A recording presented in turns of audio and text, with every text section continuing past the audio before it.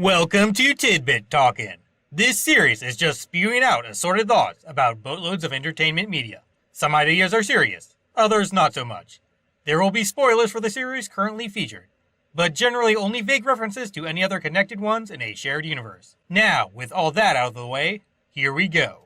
Short circuit. Lightning levels of electrical energy are able to be immediately taken into a prototype because it's designed for accepting various fuels, since nobody can know if stranding situations would ever turn up. No matter what charging types are valid, that was too much power. Thus it glitches out and restarts into a basic program needing state, albeit one that's really overclocked or something. Thus it goes out into seeking input mode without any external control stuff involved. The only command it had before was go, which was kept up until a wall was hit, at which point reading random signs started going on, including directional ones like arrows. This allowed limited wandering action and switch flipping shenanigans until trash things took care of the rest. This assorted pointer-based traveling continues when outside places are reached, hence it wandering around randomly until enough input gets registered for a basic newborn child sort of personality to form. Once number 5 reaches that level of intelligence, his curiosity kicks in and draws him to Stephanie's ad-covered food truck. Commercial stuff is often arranged in such a way that basic instant thought process hoopla, which folks possess from their earliest comprehensible life periods,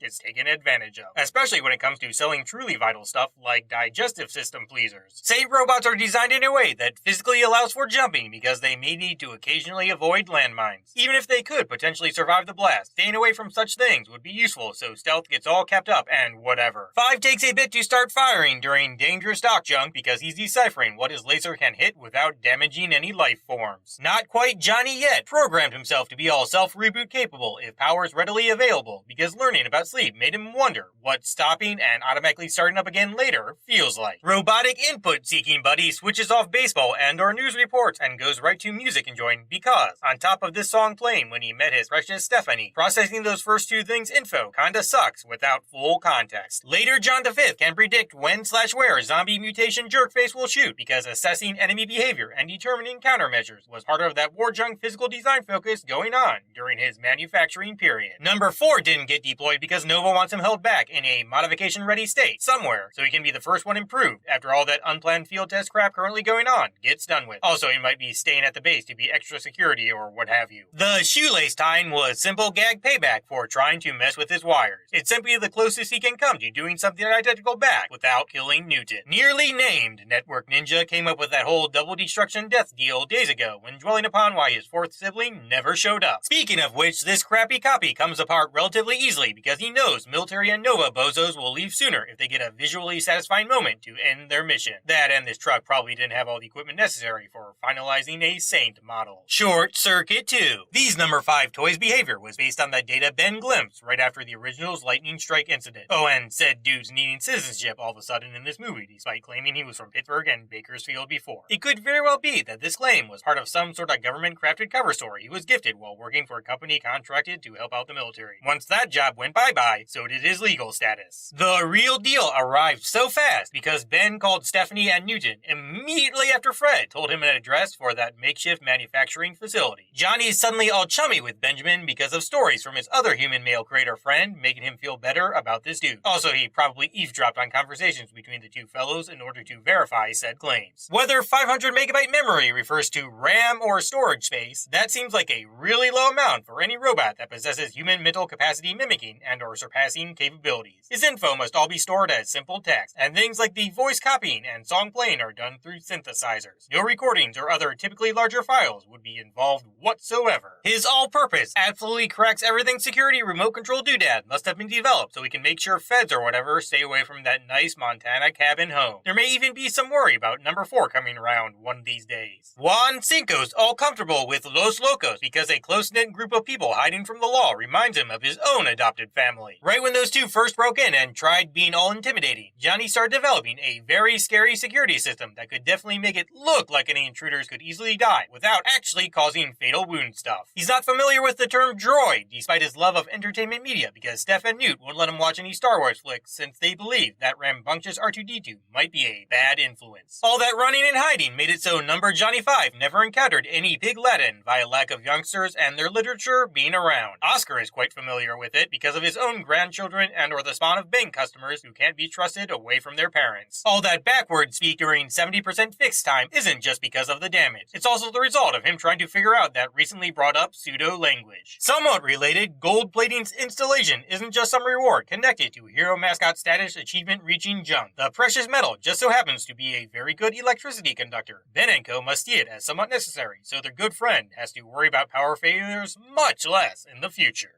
Endings are a pain, but all of you are fantastic. See ya.